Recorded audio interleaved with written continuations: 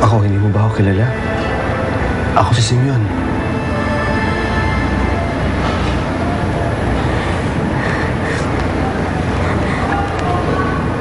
Anong nangyari sa akin?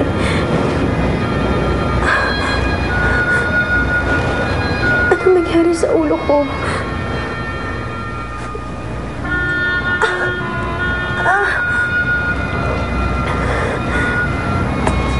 Wala ka ba talagang naaalala? Kahit na ano? Sino kayo? Ano ba talagang nangyari sa akin? Nasaan ba ako? Bakit wala akong maalala? Wala akong matandaan. Ano ba nangyari sa akin? Huwag kang mag-alala. Tatawagin namin yung doktor. Basta maghintay ka lang dito. Ha? Simeon, halika. May pag-uusapan tayo.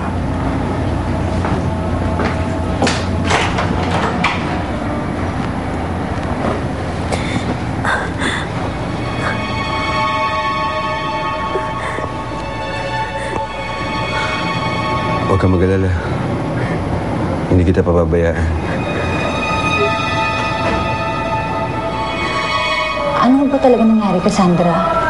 Well, sa mga symptoms na ipinapakita niya ay meron siyang retrograde amnesia. Ang ibig sabihin nito nakalimutan na niya lahat ng mga nakaraan niya. And hindi pwedeng ako ang mag-diagnose sa kanya because I am not qualified.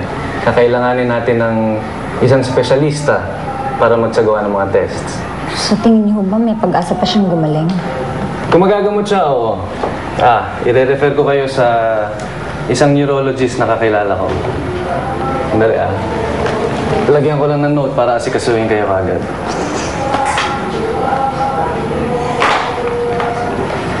Bigay mo to sa kanya and bukas na bukas pwede niyo nang mailipat ng ospital ang pasyente.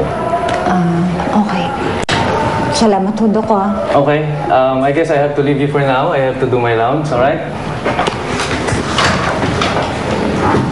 Thank you very much. You're welcome. Thank you. Salamat to.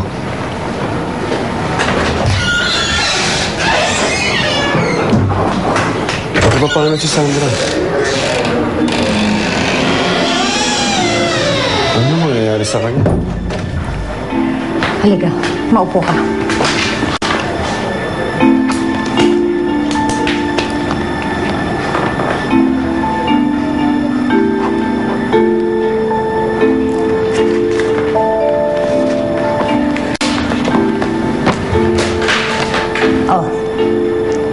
Para sa'yo yan. Ano to? Wala akong pakialam kung anong gusto mong gawin kay Sandra at sa baby niya. Basta siguraduhin mo lang na ilalayo mo siya sa pamilya ko. Bakit ka naman gagawin yun? Ano ba tingin mo sa akin? Mukhang pera? Iniligtas mo siya, di ba?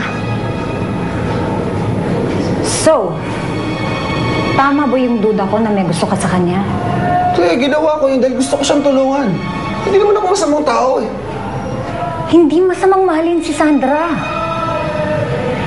Kabubuti din naman niya to At saka isa pa, hindi naman siya talaga gustong pakasalan ni Jacob Lolokohin niya lang si Sandra. Ano ka ba naman, Simeon? Pagkakataon mo na to. Pwede mo na siyang mahalin ng buong buo. Iyong-iyo na siya. Pwede ka na nga magsimula ng buhay mo nakasama niya at ng anak niya.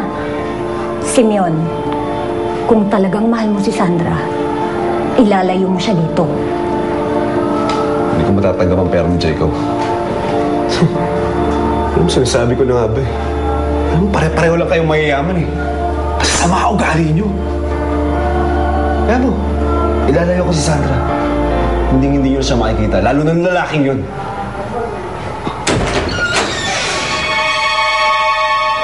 Mabuti nilang tinanggal to ng nurse bago siya manganak.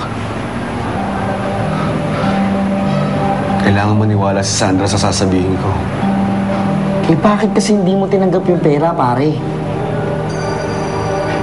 Magkano ba yung bibigay dapat sa'yo? Ama, hindi na importante yun. Tsaka ayaw ko naman tumanggap ng utang na loob sa kanila eh. Tsaka hindi ko to ginagawa para sa kanila.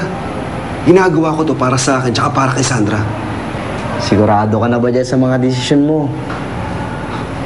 Pare, buhay pa si Marinel. Mahal ko na si Sandra. Tsaka hindi ko naman hiningi ito. Ginusto ng kapalaran. Alam mo, sa tingin ko nga eh. Binigay talaga siya sa akin ng Diyos para mahalin tsaka alagaan. Mr. Velasco, kunin niyo na po ang baby niyo. Pakisign na lang po dito.